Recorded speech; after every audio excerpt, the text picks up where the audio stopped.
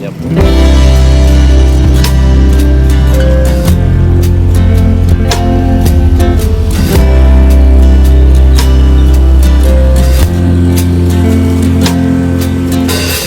Looking back on the past, relationships gone too fast. Don't thinking of what I've done wrong. Doing my best to stay strong. Kuya, dito ako nag-aral dati eh. Galing ako Manila eh. Ito, bawal yata pumatong. Okay, Bawal. yan. Wala pang klase.